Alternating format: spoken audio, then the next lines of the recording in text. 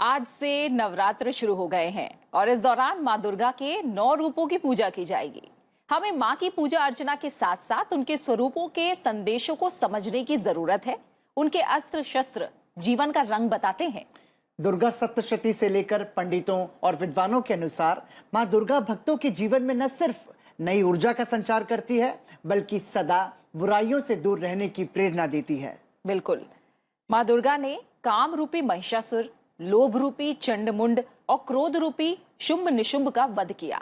इसका मतलब हुआ कि दुर्गा पूजा हमें अपने अंदर के काम, क्रोध, लोभ और मोह को हराने, उन पर नियंत्रण रखने की प्रेरणा देती है। माता के हाथों में कमल का फूल विपरीत परिस्थितियों में भी डटे रहने की प्रेरणा देता है। साथ ही जीवन में कीचड़ रूपी मोह, लालच से दूर रहने की सीख देता है। तो आइए हम भी इससे प्रेरणा लेते हैं। हेलो इंडिया, मैं हूं पराक्रम। हेलो इंडिया, मैं हूं प्रीति।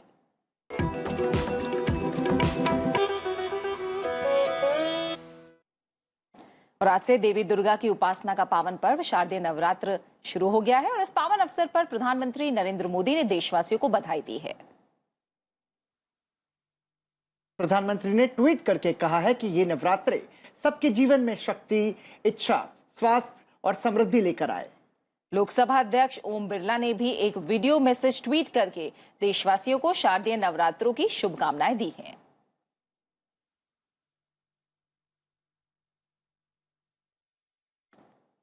शारदीय नवरात्र की शुरुआत और इस आप शुरुआत सभी के मौके पर शरद नवरात्रा और दुर्गा पूजा महोत्सव की बहुत बहुत बधाई, शुभकामनाएं। भारत को त्योहारों का देश कहा जाता है। यहाँ प्रत्येक दिन कोई न कोई त्यौहार होता है जो हमारी प्राचीन, गौरवशाली तथा समृद्ध संस्कृति और परंपराओं को प्रदर्शित करता है। परंतु इन सब त्योहारों में नवरात्रा का अपना एक विशेष महत्व है। नवरात्रा के दौरान हम माँ शक्ति के 9 रूपों की उपासना करते हैं। नवरात्रा हम सबके लिए आनंद, उत्सव और उपासना का पर्व तो है ही, ये हमें मातृशक्ति के प्रति सम्मान के भाव को भी बनाए रखते हुए काम, क्रोध, लोभ, मोह, अहंकार, ईर्ष्या और अन्य बुराइयों पर विजय प्राप्त करने की प्रेरणा भी देते हैं। ये 9 दिन हमें आध्यात्मिक ज्ञान, विवेक और चेतना से समृद्ध कर हमारे अंतर्मन को शांति, प्रेम और अहिंसा के प्रकाश से आलोकित करते हैं। नवरात्रा के दौरान जहाँ बंगाल में दुर्गा पूजा की धूम दिखाई देती है, वहीं गुजरात में गरबा के माध्यम से माँ की उपासना की जाती है। अन्य राज्यों में भी ये पर्व अलग अलग तरीक़ों से मनाया जाता है। नवरात्रि की समाप्ति के बाद मनाए जाने वाला पर्व विजयदशमी बुराई पर अच्छाई की विजय का प्रतीक है, जो हमें सद्मार्ग पर चलने की राह दिखाता है।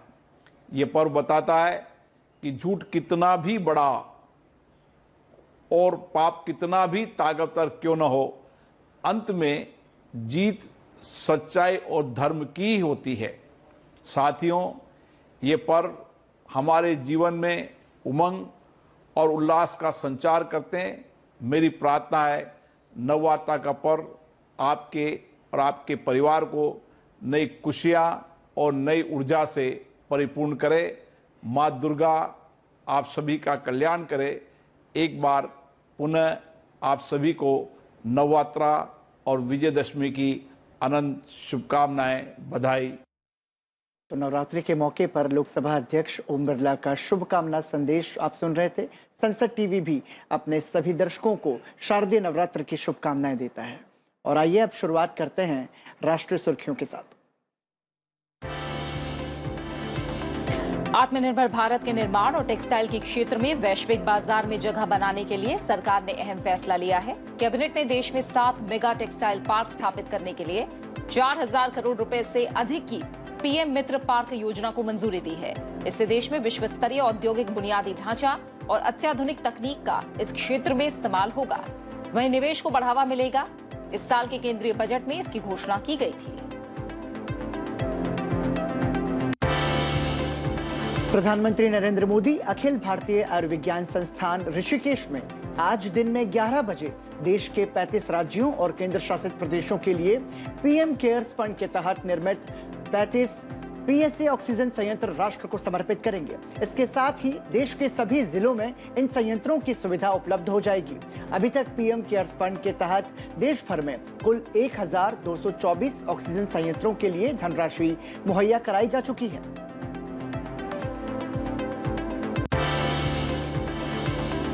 उपराष्ट्रपति एम वेंकैया नायडू त्रिपुरा की एक दिन की यात्रा पर अगरतला पहुंचे। इस दौरान उन्होंने राजधानी अगरतला को अत्याधुनिक सुविधाओं से युक्त स्मार्ट सिटी बनाने की परियोजना का शुभारंभ किया।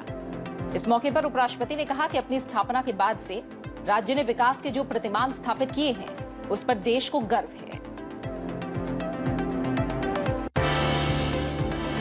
त्योहार से पहले सरकार ने रेलवे कर्मचारियों के लिए इस साल के प्रोडक्टिविटी लिंक्ड बोनस का ऐलान कर दिया है। सभी पात्र अराजपत्रित रेलवे कर्मचारियों के लिए 78 दिनों के बोनस की घोषणा की गई है। केंद्रीय मंत्री अनुराग सिंह ठाकुर ने बताया कि रेलवे के कर्मचारियों को दशहरे के पहले ही बोनस का भुगतान हो जाएगा। फिर भी इस फैसले से 11,56,000 रेल कर्मचारियों को फायदा मिलेगा।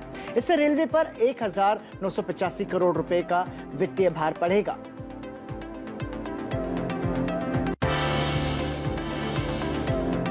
लंबे टकराव के बाद आखिरकार उत्तर प्रदेश की योगी सरकार ने राहुल गांधी और प्रियंका गांधी समेत 5 कांग्रेस नेताओं को लखीमपुर खीरी जाने की इजाजत दी है। इसके बाद कांग्रेस नेता लखीमपुर खीरी हिंसा के पीड़ित 2 परिवार वालों से मिले। राहुल गांधी के नेतृत्व में 5 सदस्यीय कांग्रेस प्रतिनिधिमंडल लखीमपुर पहुंचा। इस प्रतिनिधिमंडल में राहुल गांधी के साथ पंजाब के मुख्यमंत्री चरणजीत सिंह चन्नी, छत्तीसगढ़ के मुख्यमंत्री भूपेश बघेल और केसी वेणुगोपाल शामिल थे। और देश की बड़ी सुर्खियों के बाद आइए अब नजर डालते हैं तमाम राज्यों से आ रही बड़ी खबरों पर। राष्ट्रपति रामनाथ कोविंद कर्नाटक दौरे पर हैं। राष्ट्रपति 7 अक्टूबर को चामराजनगर स्थित चामराजनगर आयुर्विज्ञान संस्थान के नवनिर्मित शिक्षण अस्पताल का उद्घाटन करेंगे। वहीं 8 अक्टूबर को श्रृंगेरी में दक्षिणाम्नायन श्री शारदा पीठम और शंकर अद्वैत अनुसंधान केंद्र का दौरा करेंगे। केंद्रीय मत्स्य पालन, डेयरी, मुर्गी पालन और पशुपालन मंत्री पुरुषोत्तम रुपाला ने लेह में 2 दिवसीय सूक्ष्म, लघु और मध्यम उद्यम यानी एमएसएमई व्यवसाय निवेश और रोजगार सृजन एक्सपो 2021 का उद्घाटन किया। उन्होंने लद्दाख के सभी उद्यमियों को केंद्र से हर संभव मदद मिलने का आश्वासन दिया। केंद्रीय कृषि मंत्री नरेंद्र सिंह तोमर गुवाहाटी में पूर्वोत्तर राज्यों के लिए आयोजित राष्ट्रीय खाद्य तेल मिशन पाम ऑयल पर व्यापार शिखर सम्मेलन में शामिल हुए। उन्होंने कहा कि सरकार ने खाद्य तेल में आत्मनिर्भरता के लिए खाद्य तेल मिशन शुरू किया है। इस मिशन पर 11,000 करोड़ रुपए से ज्यादा खर्च होगा।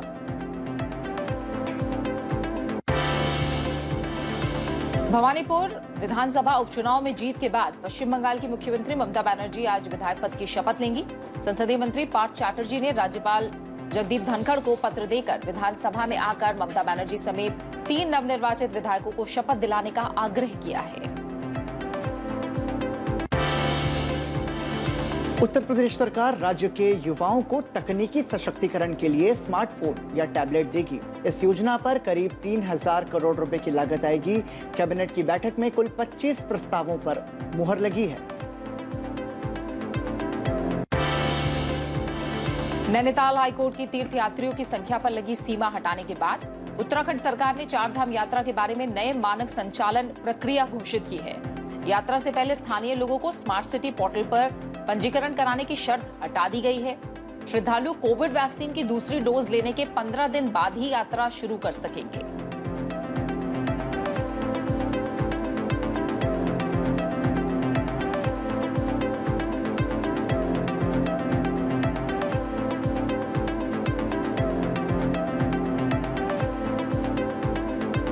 पश्चिम बंगाल सरकार ने कोविड के कारण सुरक्षा उपायों के मद्देनजर दुर्गा पूजा के लिए दिशा निर्देश जारी किए हैं। कलकत्ता हाई कोर्ट ने पूजा समितियों से पंडालों में खुली जगह रखने और इसे चारों ओर से खुला रखने का निर्देश दिया है। पूजा आयोजकों से मास्क और हैंड सैनिटाइजर उपलब्ध कराने को कहा गया है। पूजा पंडालों और आसपास सांस्कृतिक कार्यक्रमों की अनुमति नहीं दी जाएगी।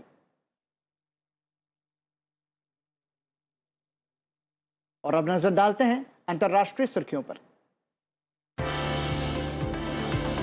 लोकसभा अध्यक्ष ओम बिरला की अध्यक्षता में संसदीय प्रतिनिधिमंडल G20 देशों के संसद अध्यक्षों के सम्मेलन में शामिल होने के लिए इटली पहुंच चुका है। 3 दिन का सम्मेलन 7 से 9 अक्टूबर तक आयोजित किया जाएगा। लोकसभा अध्यक्ष सम्मेलन के पहले सत्र के दौरान महामारी के कारण सामाजिक और रोजगार संकट से जुड़ी चर्चा में शामिल होंगे। सम्मेलन से इतर लोकसभा अध्यक्ष दूसरे देशों के संसदीय अध्यक्षों के साथ द्विपक्षीय बैठकें भी करेंगे।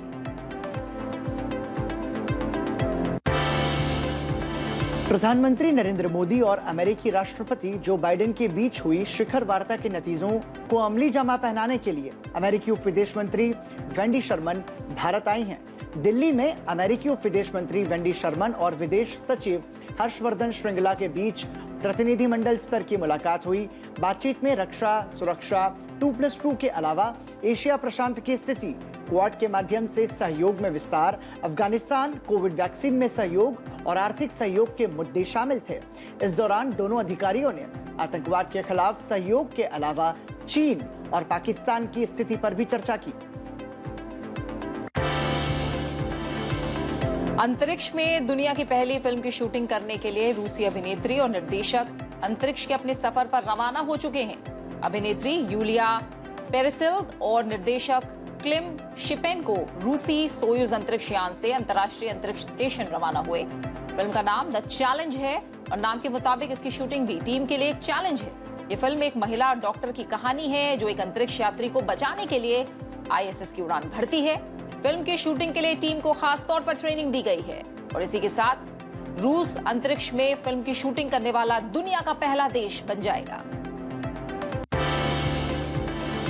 2021 के रसायन नोबेल पुरस्कारों का ऐलान कर दिया गया है। इस साल ये सम्मान जर्मनी के बेंजामिन लिस्ट और अमेरिका के डेविड मैकमिलन को दिया गया है। दोनों को ये पुरस्कार एसिमेट्रिक ऑर्गन कैटालिसिस के क्षेत्र में रिसर्च के लिए दिया गया है।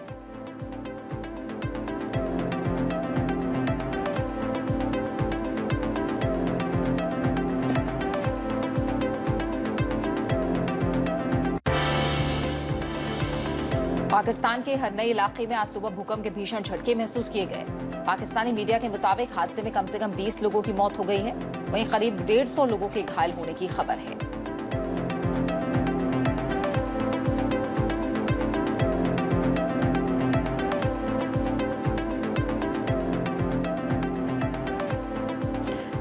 और आइए अब आपको बताते हैं आज संसद टीवी पर प्रसारित होने वाले विशेष कार्यक्रमों के बारे में। हेलो इंडिया के बाद सुबह 9 बजे आप देख सकते हैं हमारा खास कार्यक्रम कमेटी रिपोर्ट।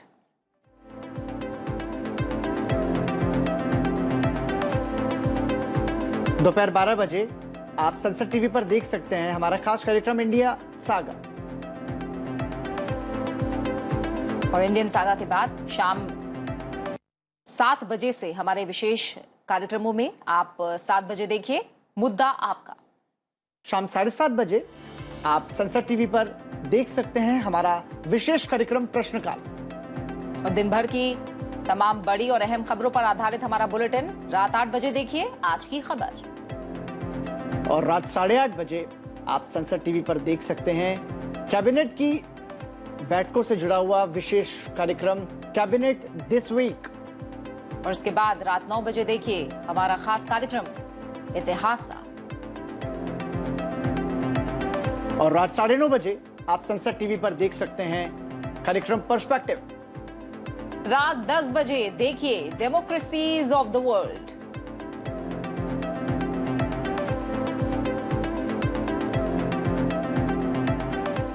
तो आज के बुलेटिन में वक्त है एक छोटे से ब्रेक का, और ब्रेक पर जाने से पहले आपको छोड़े जाते हैं 8 अक्टूबर को वायुसेना दिवस के मौके पर गाजियाबाद के हिंडन एयरफोर्स स्टेशन पर फुल ड्रेस रिहर्सल की तस्वीरों के साथ। रिहर्सल के दौरान भारतीय वायुसेना के लड़ाकू विमानों की आवाज से आसमान गूंज उठा। तालियां बजाकर लोगों ने जवानों की हौसला अफजाई की।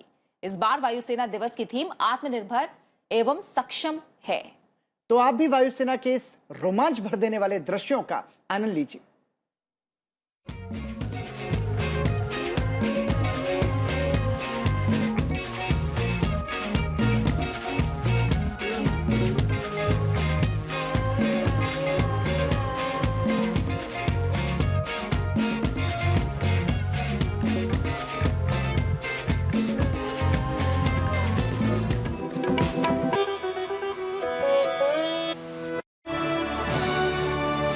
अहम रामचरण बोहरा। रामचरण बोहरा जयपुर शहर से लोकसभा सदस्य के रूप में अपनी जिम्मेदारी बखूबी निभा रहे हैं। बोहरा जी ने शुरुआत से ही अपने जीवन को आम लोगों के उत्थान और राष्ट्र निर्माण के लिए समर्पित कर दिया था। जैसा प्रधानमंत्री जी का कहना है कि हर घर में शुद्ध पानी का नल लगे, उस आधार पर हमने गांव में हर घर में नल द्वारा पानी पिलाने का काम किया। महिलाओं और बच्चों को हिंसा अत्याचार से बचाने के कानून तो हैं, लेकिन इन कानूनों को और ज्यादा सख्ती से लागू करने की जरूरत है। महिलाओं का पुलिस में होना बहुत जरूरी है। अगर हम महिलाएं ही नहीं आएंगी पुलिस में, मुझे लगता है तब तक ये इक्वालिटी नहीं आएगी। कानून का पालन सभी को करना चाहिए। क्या मीडिया, क्या पॉलिटिशियंस, क्या अधिकारी, क्या ब्यूरोक्रेट्स, सभी को उसके दायरे में अपने अपने दायरे में रह के बच्चों के हित में सोचना चाहिए।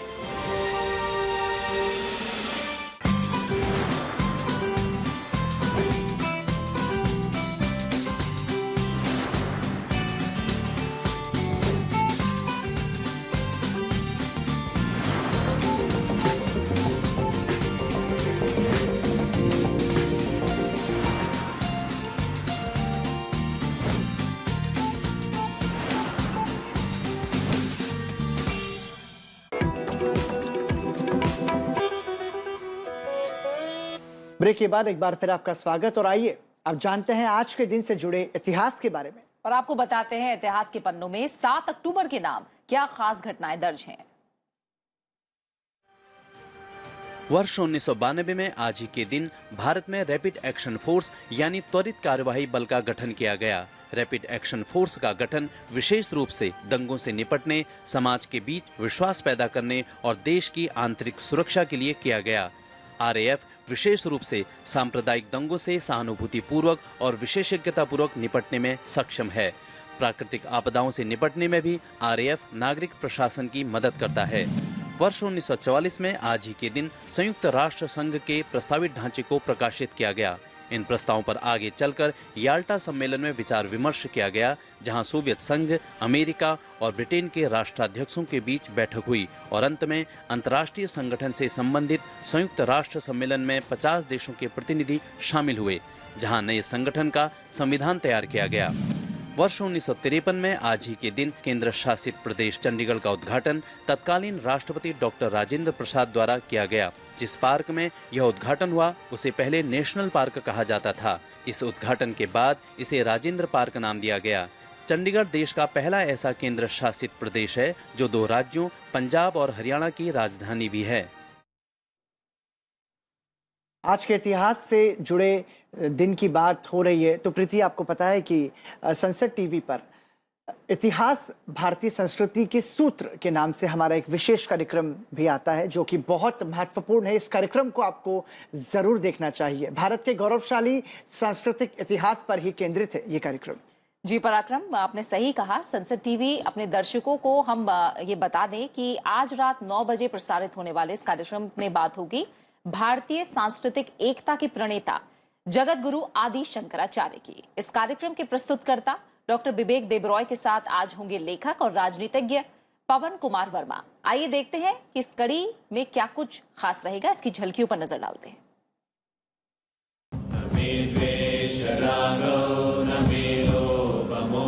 We are here to talk about Adi Shankaracharya. Hinduism's greatest thinker. When I say that, I'm not devaluing the other great minds that have contributed to the evolution of Hinduism specifically and ideation generally. अहं निर्विकल्प निराकार रूप विभुत्वाच्च सर्वत्र सर्वेन्द्रियाणां न च संगतः न मुक्तिर्न मेयः चिदानंद रूप शिवोहम शिवोहम। भारतीय सांस्कृतिक एकता के प्रतीक और भारतीय दर्शन जगत के सबसे प्रमुख स्तंभों में से एक जगत गुरु आदि शंकराचार्य पर डॉक्टर विवेक देबरॉय के साथ देखिए इतिहास, सिर्फ संसद टीवी पर। तो आज रात 9 बजे संसद टीवी पर जरूर देखिए हमारा एक खास कार्यक्रम इतिहासा। और अब बात हमारे खास सेगमेंट करियर मंत्र की। बदलते समय के साथ स्टूडेंट्स के लिए करियर के विकल्प भी बढ़े हैं। अब स्टूडेंट्स अपनी पसंद की डिग्री के साथ एडिशनल कोर्सेज भी कर सकते हैं। नई राष्ट्रीय शिक्षा नीति में भी ऐसे प्रावधान किए गए हैं कि अब छात्र अपनी पसंद से अलग स्ट्रीम के कोर्सेज चुन सकते हैं। और प्रीति, जिसके लिए कॉलेज कैंपस भी स्टूडेंट्स को ये कोर्सेज अवेलेबल करा रहे हैं। बिल्कुल। और हम देखें तो छात्रों के लिए मल्टीपल कोर्सेज के विकल्प मौजूद है और अपनी रुचि के हिसाब से अपना करियर चुन सकते हैं छात्र। आइए एक्सपर्ट से जानते हैं इसके बारे में क्या डिटेल्स हैं। हर स्टूडेंट को ये ऑप्शन मिले कि अगर वो मैनेजमेंट का स्टूडेंट है वो माइनर कंप्यूटर साइंस में कर सके। इसी तरह एक माइनर कंप्यूटर साइंस का स्टूडेंट आए, उसको अगर एक माइनर करना है लॉ में तो वो लॉ में डिग्री ले सके। तो जो स्टूडेंट आते हैं वो मल्टीपल रीज़न से आते हैं। कुछ लोगों का गोल होता है जॉब्स, तो हम उनको जॉब्स के लिए प्रिपेयर करते हैं। कुछ लोगों का गोल होता है अब्रॉड जाना, फॉरेन एजुकेशन के लिए, मास्टर्स की डिग्रीज लेना, उसके लिए हम उन्हें तैयार करते हैं। कुछ स्टूडेंट्स का होता है कि वो यूपीएससी और सिविल सर्विसेज के एग्ज़ाम्स में थ्राइव करें, उनको हम वहाँ भेजते हैं। कुछ स्टूडेंट्स का फोकस होता है एंटरप्रेन्योरशिप पे कि वो अपनी कंपनी खुद चलाए। हमारी हैचरी है, हमारा इंक्यूबेटर है, तो हम उनको मेंटरिंग और गाइडेंस देते हैं कैंपस पे। सो इस तरह के बहुत सारे हमारे यहाँ प्रोग्राम्स हैं बेनेट यूनिवर्सिटी में जो स्टूडेंट्स के करियर पे फोकस्ड हैं, और करियर गाइडेंस उसका एक बहुत बड़ा हिस्सा है हमारा। तो उम्मीद करते हैं करियर गाइडेंस को लेकर जो टिप आज दी गई है और खासकर जो अपॉर्चुनिटीज का दायरा और कोर्सेज का दायरा बढ़ा है, पराक्रम, कहीं ना कहीं इसकी कमी बहुत समय से महसूस भी की जा रही थी और अब छात्रों को ये विकल्प मिलेगा तो जाहिर तौर पर उनके करियर को लेकर एक बहुत बड़ा कदम ये साबित होगा। बिल्कुल प्रीति, और हम देख रहे हैं कि जो फॉरेन यूनिवर्सिटीज के स्टूडेंट्स हैं वो भी इंडिया में आकर, भारत में आकर पढ़ना चाहते हैं, तो विकल्प को खोला गया है। और खास बात यह है कि जो हमारी न्यू एजुकेशन पॉलिसी है उसमें भी बहुत सारे बदलाव किए गए हैं। तो वाकई में ये करियर के टिप्स स्टूडेंट्स के लिए बहुत काम की साबित होगी। और अब प्रीति क्यों ना आगे बढ़ा जाए और कला के रुख करते हैं। तो चूंकि आज नवरात्रि का पहला दिन है तो मुझे ऐसा लगता है कि माता रानी की भक्ति से जुड़ा हुआ कुछ कलाकार हमें दर्शकों को दिखाना चाहिए। पराक्रम, यहाँ पर मैं और आप दर्शकों से इजाजत लेते हैं और जाते जाते आपको एक कलाकार की बेहतरीन प्रस्तुति के साथ हम छोड़कर जा रहे हैं। कथक नृत्यांगना संगीता चैटर्जी। संगीता अपनी प्रस्तुति के जरिए नवरात्रि के पहले दिन माता को नमन कर रही हैं, या देवी सर्वभूतेषु के जरिए।